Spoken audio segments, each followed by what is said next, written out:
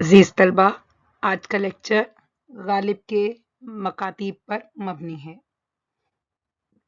इस हवाले से हम पहले सबक के तारुफ की तरफ बढ़ते हैं।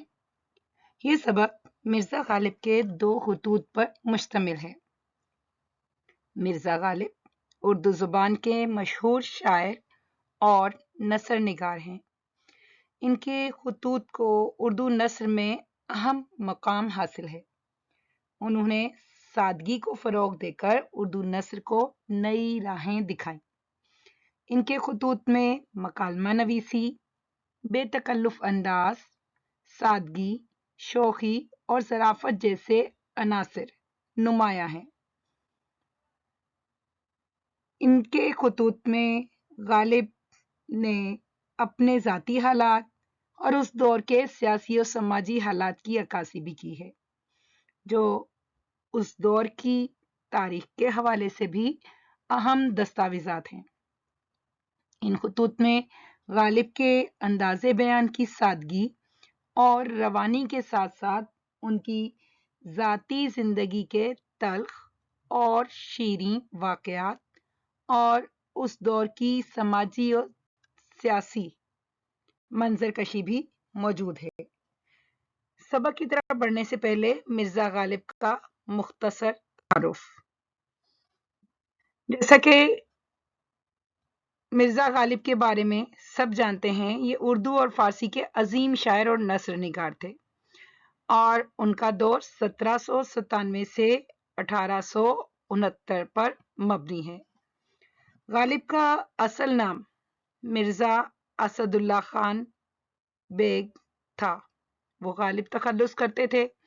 अपनी शायरी में फ़लसफ़ा, तसव्वुफ़ और इंसानी नफ्सियात के मौज़ूआत को उन्होंने मुनफरिद अंदाज में बयान किया है। गालिब की शायरी और नस्र में सादगी और रवानी नुमाया है और बिलाशुबा उनके खतूत ने उर्दू नस्र में सादगी और बेतकल्लुफ़ी को फ़रोग़ दिया, जिसकी बदौलत उर्दू नस्र निगारी में एक नई राह मुतय्यन हुई। अब उनके उसलूब की बात करेंगे।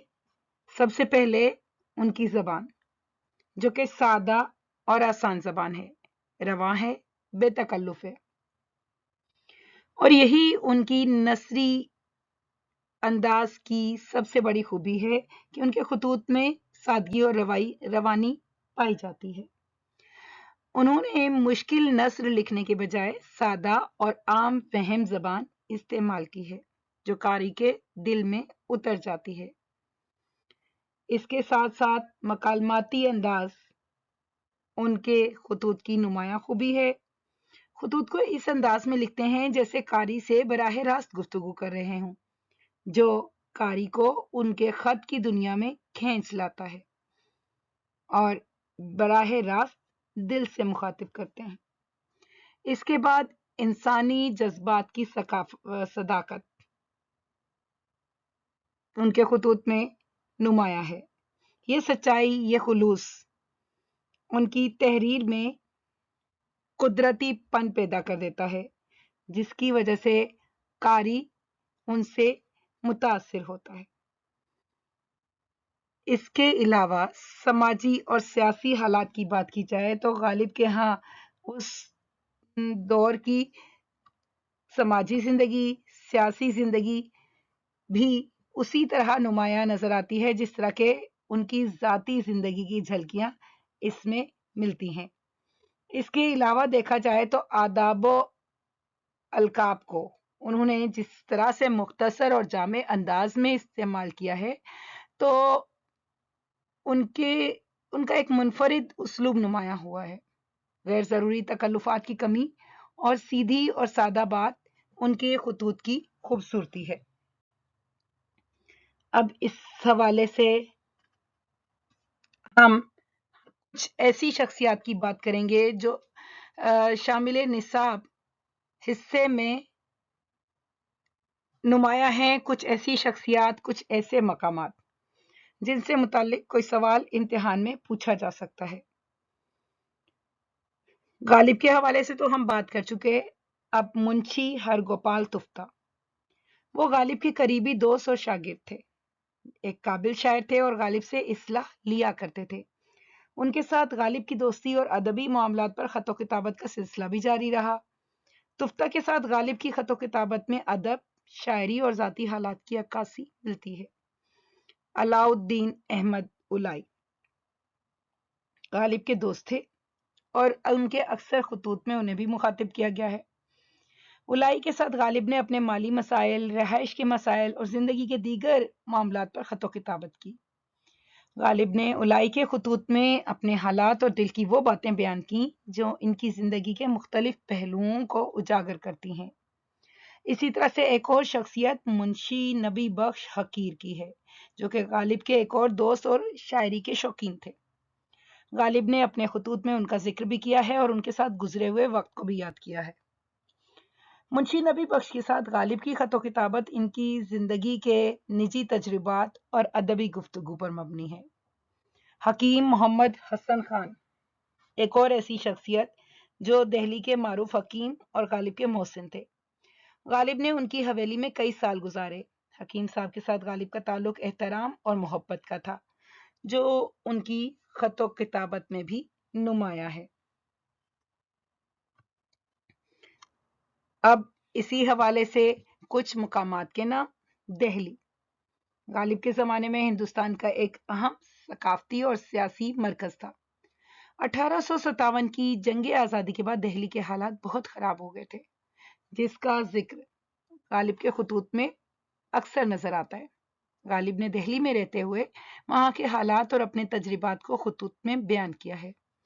بلی مارا دہلی کا ایک مشہور محلہ ہے جہاں مرزا غالب کا مکان تھا۔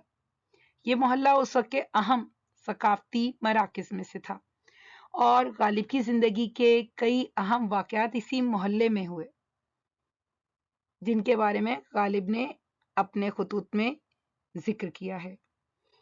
کروڑا والی حویلی یہ دہلی کی ایک مشہور عمارت تھی جہاں غالب نے کچھ وقت گزارا۔ غالب نے اپنے خطوط میں اس حویلی کے حوالے سے اپنی مشکلات اور وہاں کے حالات کا بھی ذکر کیا ہے۔ اب ایک اور اہم شخصیت راجہ اندر سنگھ بہادر۔ راجہ اندر سنگھ بہادر پٹیالہ کے والی تھے اور دہلی کے 1857 کے حالات میں اہم کردار ادا کیا۔ ان کے سپاہیوں نے دہلی کے کچھ علاقوں کو محفوظ رکھا، جن میں غالب کا محلہ بھی شامل تھا۔ غالب نے ان کا ذکر بھی اپنے خطوط میں کیا ہے۔ غالب کے خطوط سے کچھ اقتباسات۔ میں 10-12 برس سے حکیم محمد حسن خان کی حویلی میں رہتا ہوں۔ اب وہ حویلی غلام اللہ خان نے مول لے لی۔ آخر جون میں مجھ سے کہا کہ حویلی خالی کر دو۔ اب مجھے فکر پڑی کہ کہیں 2 حویلیاں قریب ہم دیگر ایسی ملیں کہ ایک محل سرا اور ایک دیوان خانہ ہو۔ نہ ملی۔ ناچار یہ چاہا کہ بلی مارو میں ایک مکان ایسا ملے کہ جس میں جا رہوں۔ نہ ملا۔ تمہاری چھوٹی پھپھی نے بے کس نوازی کی۔ کروڑا والی حویلی مجھ کو رہنے کو دی، ہر چند وہ رعایت مرئی نہ رہی کہ محل سرا سے قریب ہو مگر خیر بہت دور بھی نہیں۔ کل یا پرسوں وہاں جا رہوں گا۔ 1 پاؤں زمین پر ہے، 1 پاؤں رکاب میں، توشے کا وہ حال، گوشے کی یہ صورت۔ اب اس خط کے حوالے سے دیکھیں تو مرزا غالب اپنے دوست علاؤالدین احمد اولائی کو اپنے رہائش کے مسائل اور اس وقت کے سیاسی حالات کے پس منظر میں پیش آنے والی مشکلات سے آگاہ کرتے ہیں۔ 1857 کی جنگ آزادی کے بعد دہلی کے حالات انتہائی خراب ہو چکے تھے اور انگریزوں کا تسلط قائم ہو چکا تھا۔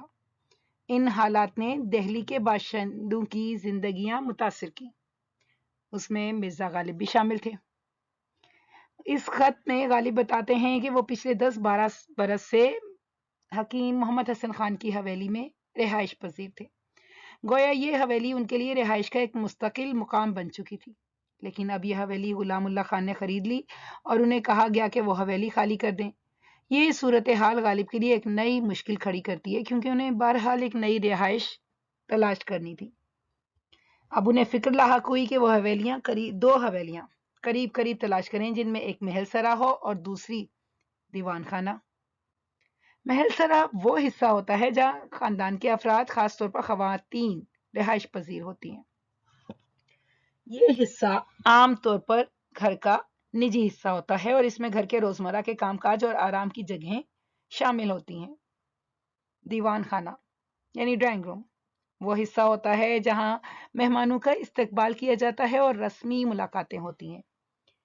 ये हिस्सा घर का अवामी हिस्सा होता है और यहाँ पर महफिलें, मुशायरे और दीगर समाजी तकरीबात मुनक्किद की जाती हैं। गालिब को ऐसी हवेलियां ना मिल सकीं जहां महल सरा और दीवान खाना अलहदा अलहदा मौजूद हों और करीब करीब वाक़ हों। इस नाकामी के बाद उन्होंने बली मारा में एक ऐसा मकान तलाश करने की कोशिश की जहां इनकी ज़रूरियात पूरी हो सकें, मगर वो भी ना मिला। उस वक्त के हालात और अंग्रेजों की पॉलिसियों की वजह से रिहाइश की तलाश अब एक बहुत बड़ा मसला बन चुकी थी।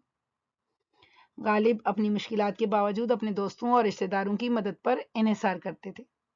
अलाउद्दीन अहमद खान की छोटी फुप्पी ने उनकी मदद की और उन्हें करोड़ा वाली हवेली में रिहाइश फराहम की।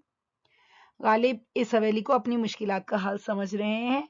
हालांकि ये महल सराबी से भी करीब नहीं, मगर शुक्रगुजार हैं कि बहुत दूर भी नहीं है। गालिब का ये अंदाज उनकी शुक्रगुजारी और दोस्ताना ताल्लुकात को भी जाहिर करता है। वो अपने मौजूदा हालात को एक पाँव ज़मीन पर है, एक पाँव रकाब में के अल्फाज से बयान करते हैं, जो इनकी गैर यकीनी हालत और मुश्किलात को जाहिर करता है। उनकी माली हालत भी खराब है, जिसका जिक्र वो तोशे का वो हाल, गोशे की ये सूरत के अल्फाज में कर रहे हैं। उनका ये कहना उनकी माली मुश्किलात और माशी बदहाली की अक्कासी करता है। 1857 की जंग आज़ादी के बाद दिल्ली के हालात इंतहाई खराब हो चुके थे। अंग्रेजों ने दिल्ली पर कब्जा कर लिया था।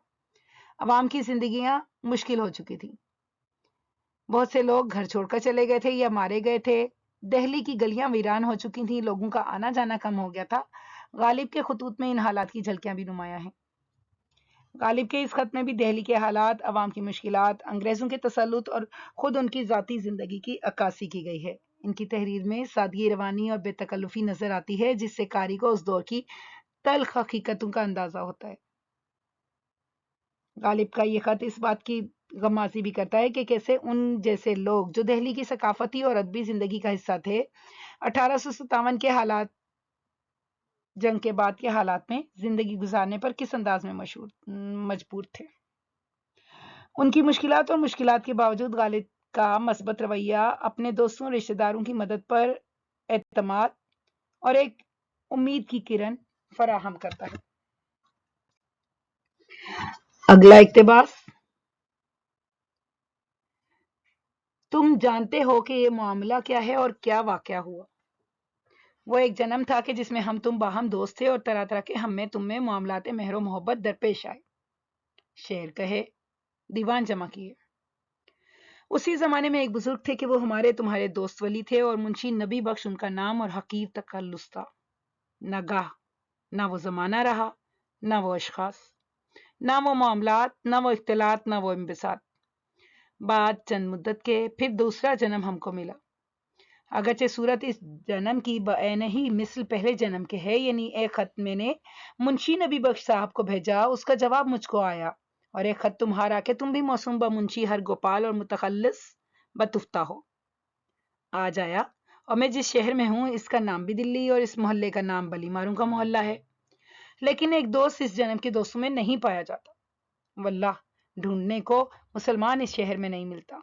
क्या अमीर, क्या गरीब, क्या अहले हरफा, अगर कुछ हैं तो बाहर के हैं। हनूद अलबत्ता कुछ कुछ आबाद हो गए हैं। अब इस हिस्से में अपने दोस्त मुंशी हर गोपाल तुफ्ता से मुखातिब होकर अपने दिल की बातें बयान करते हैं। और यह खत 1857 के बाद के हालात की अक्कासी कर रहा है, जो हिंदुस्तान की जंग आज़ादी के बाद का दौर था। इस जंग के बाद दिल्ली शहर के हालात बहुत खराब हो चुके थे। गालिब ने इन हालात को अपने खतूत में बड़ी तफसील से बयान किया है। वो अपने दोस्त तुफ्ता को बयान करते हुए कहते हैं कि तुम जानते हो कि क्या मामला हुआ, क्या वाकया हुआ। वो अपने और तुफ्ता के माजी के खूबसूरत लम्हों को जन्म यानी जिंदगी के एक दौर से तशबीह देते हैं कि उस दौर में वो दोनों आपस में दोस्त थे और मुख्तलिफ मामलाते मोहब्बत और दोस्ती चलते रहे। वो उस वक्त को याद करते हैं जब उन्होंने शायरी की, दीवान जमा किए और अपने वक्त का लुत्फ उठाया। इसके साथ साथ गालिब अपने बुजुर्ग दोस्त मुंशी नबी बख्श का भी जिक्र करते हैं, जो इनके मुश्तरका दोस्त थे और इनका तखल्लुस हकीर था। غالب افسوس کے ساتھ بتا رہے ہیں کہ وہ زمانہ اور وہ حالات اب نہیں رہے. وہ دوستیاں اور خوشیاں جو ان کے درمیان تھی ماضی کا حصہ بن چکی ہیں. کچھ عرصے بعد غالب کو ایسا محسوس ہوا جیسے انہیں دوسرا جنم ملا. حالانکہ اس نئے جنم کی صورت پہلے جنم کی طرح ہی تھی، پھر بھی کچھ فرق تھا. غالب یہ بتاتے ہیں کہ انہوں نے منشی نبی بخش کو ایک خط بھیجا اور اس کا جواب ملا اور اب تفتہ کا خط موصول ہوا. دہلی شہر کے موجودہ حالات کا ذکر کرتے ہوئے غالب بتاتے ہیں کہ وہ اب بھی دہلی میں رہتے ہیں اور بلی مارا کے محلے میں مقیم ہیں. افسوس کا اظہار کر رہے ہیں کہ اس نئے دور میں جو دوست پہلے دور کے تھے وہ اب موجود نہیں. غالب کا کہنا ہے کہ دہلی شہر میں مسلمان ملنا بہت مشکل ہو چکا ہے، چاہے امیر ہو یا غریب یا اہل حرفہ یا کوئی اور، جو بھی ہیں باہر سے آئے ہوئے ہیں. 1857 کی جنگ آزادی کے بعد دہلی شہر کی حالت بہت خراب ہو گئی تھی. دہلی کی عظمت اور شان و شوکت کا زمانہ گزر چکا تھا. انگریزوں نے دہلی پر قبضہ کر لیا تھا. اس کے بعد شہر کی حالت بگڑ گئی تھی. بہت سے لوگ شہر چھوڑ کر چلے گئے تھے یا مارے گئے تھے. دہلی کی گلیاں ویران ہو چکی تھیں اور لوگوں کا آنا جانا کم ہو گیا تھا. غالب کے خطوط میں ان حالات کی جھلکیاں نمایاں ہیں. اس خط سے بھی یہی ظاہر ہوتا ہے کہ وقت کے ساتھ حالات کس قدر بدل جاتے ہیں. دوستوں کا بچھڑ جانا، شہر کی بدلتی ہوئی صورتحال اور اپنے عزیزوں کی یادیں غالب کو افسردہ کر دیتی ہیں. وہ اپنی اس تحریر میں ماضی کی خوشیوں اور موجودہ حالات کے درمیان موازنہ کرتے ہیں اور اس دور کی تلخیاں اور خوشیاں بیان کر رہے ہیں. یہ خط مرزا غالب کی نثر کی خوبصورتی اور ان کے دل کی گہرائیوں کا ترجمان ہے. جہاں ماضی کی خوشیاں اور محبتیں نظر آتی ہیں، وہیں موجودہ حالات کی تلخیاں اور تنہائی بھی محسوس ہوتی ہے. اگلا اقتباس: جہاں بڑے بڑے جاگیردار بلائے ہوئے یا پکڑے ہوئے آئے ہیں، میری کیا حقیقت تھی؟ غرض اپنے مکان میں بیٹھا ہوں، دروازے سے باہر نہیں نکل سکتا. سوار ہونا اور کہیں جانا تو بہت بڑی بات ہے، رہا یہ کہ کوئی میرے پاس آوے. شہر میں ہے کون جو آوے؟ گھر کے گھر بے چراغ پڑے ہیں. مجرم سیاست پائے جاتے ہیں. جرنیلی بندوبست 11 مئی سے آج تک، یعنی شنبہ 5 دسمبر 1857 عیسوی تک بدستور ہے. کچھ نیک و بد کا حال مجھ کو معلوم نہیں، بلکہ ہنوز ایسے امور کی طرف حکام کو توجہ بھی نہیں. دیکھیے انجام کار کیا ہوتا ہے. یہاں سے باہر اندر کوئی بغیر ٹکٹ کے آنے جانے نہیں پاتا. تم زنہار یہاں کا ارادہ نہ کرنا. ابھی دیکھا چاہیے مسلمانوں کی آبادی کا حکم ہوتا ہے یا نہیں. بہرحال منشی صاحب کو میرا سلام کہنا اور یہ خط دکھا دینا. اس وقت تمہارا خط پہنچا اور اسی وقت میں نے یہ خط لکھ کر ڈاک کے ہرکارے کو دے دیا. خط کے اس اقتباس میں 1857 کے بعد کے دہلی کے حالات کی عکاسی نمایاں ہے. جب دہلی کی حالت خراب ہو چکی تھی، شہر میں انگریزوں کا تسلط تھا. غالب بتا رہے ہیں کہ بڑے بڑے جاگیرداروں کو بلا لیا گیا یا پکڑ لیا گیا، تو ان کی کیا، اپنے بارے میں بات کرتے ہیں کہ ان کی کیا حیثیت ہے. ان کا کہنا ہے وہ اپنے مکان میں قید کی مانند زندگی گزار رہے ہیں اور دروازے سے باہر بھی نہیں نکل سکتے. کہیں سوار ہو کے جانا تو بہت بڑی بات ہے، ان کے لیے ناممکن ہو چکا ہے. غالب کی یہ بات اس دور کی سیاسی اور سماجی پستی کی طرف اشارہ کرتی ہے جہاں انگریزوں کی حکومت نے عام عوام کی زندگی کو مشکل میں ڈال دیا تھا. شہر کے حالات بتاتے ہوئے کہتے ہیں کہ دہلی میں کوئی بھی ان کے پاس آنے والا نہیں، کیونکہ پورا شہر ویران ہو چکا ہے. لوگ اپنے گھر چھوڑ چکے، گھروں میں روشنی نہیں ہے. 11 مئی 1857 سے 5 دسمبر 1857 تک کے عرصے میں دہلی میں انگریزوں کی جو فوجی حکومت قائم تھی اور حالات جو بدستور خراب تھے، اس حوالے سے غالب کہتے ہیں کہ کسی کا حال نہیں پتا اور حکام ان امور کی طرف توجہ بھی نہیں دے رہے. انتظامی بدحالی عوام کی مشکلات بہت بڑھ چکی ہیں. شہر کے اندر باہر کسی کو بھی بغیر ٹکٹ کے آنے جانے کی اجازت نہیں. اس دور کی پابندیوں اور کنٹرول کی طرف بھی اشارہ ہو رہا ہے جس سے عوام کی آزادی محدود ہو چکی تھی. اپنے دوست مرزا تفتہ کو یہ تاکید کر رہے ہیں کہ تم بالکل بھی یہاں نہ آنا، کیونکہ یہ بھی معلوم نہیں کہ مسلمانوں کو بسنے بھی دیں گے یا نہیں. آخر میں منشی صاحب کو سلام کرتے ہیں اور تفتہ سے درخواست کرتے ہیں کہ ایک اور ان کو بھی خط دکھا دیں. تو اپنے دوستوں کے خطوط کا غالب فوراً جواب دیتے تھے اور ان کے ساتھ رابطہ برقرار رکھنے کی کوشش کرتے تھے. اور ان کی ایک اور یہاں خوبی نمایاں ہوتی ہے کہ وہ ایک خط لکھتے تھے اور اس شہر میں رہنے والے 4 دوستوں کو مخاطب کر لیتے تھے. اس خط میں دہلی کے حالات، عوام کی مشکلات، انگریزوں کے تسلط اور خود ان کی ذاتی حالت کی عکاسی موجود ہے. ان کا انداز بیان اس وقت کے مسائل اور مشکلات کو بڑی خوبی سے بیان کرتا نظر آتا ہے، جس سے قاری اس دور کی مکمل تصویر دیکھ لیتا ہے۔ اب اس سبق کا تنقیدی جائزہ۔ غالب کی یہ خطوط ایک ادبی اور تاریخی خزانہ ہے۔ ان خطوط کے ذریعے قاری کو غالب کی ذاتی زندگی، ان کے خیالات، ان کی مشکلات اور ان کے دوستوں کے ساتھ ان کے تعلقات کے بارے میں گہری بصیرت حاصل ہوتی ہے۔ غالب کے خطوط پڑھتے وقت قاری کو یوں محسوس ہوتا ہے جیسے وہ خود غالب کے زمانے میں پہنچ گیا ہو اور ان کی زندگی کی جھلکیاں دیکھ رہا ہو۔ ان کی سادگی، روانی، مکالماتی انداز، یہ سب قاری کو ان کے خطوط کے مطالعے میں مشغول رکھتے ہیں۔ اس کے علاوہ غالب کے خطوط میں شامل شوخی، ظرافت قاری کے چہرے پر مسکراہٹ بکھیر دیتی ہے۔ غالب کے خطوط قاری کے لیے نہ صرف ادبی لطف کا باعث ہیں بلکہ اس دور کے تاریخی اور سماجی حالات کی ایک خوبصورت تصویر بھی پیش کرتے نظر آتے ہیں۔ ان کا اسلوب بھی بے تکلف اور شوخی پر بھرپور ہے، جس سے ان کی شخصیت کی بھی عکاسی اس خط میں نمایاں ہوتی ہے۔ بحیثیت مجموعی دیکھا جائے تو غالب نے ان خطوط میں اپنے ذاتی تجربات، دوستوں کے ساتھ تعلقات اور اس وقت کے سماجی اور سیاسی حالات کو انتہائی دلنشیں انداز میں پیش کیا۔ ان کے یہ خطوط صرف پیغام رسانی کا ذریعہ نہیں بلکہ اپنے جذبات اور خیالات کے اظہار کا وسیلہ بھی نظر آتے ہیں۔ عزیز طلبہ، اس کے ساتھ آج کا یہ لیکچر یہیں تمام ہوا۔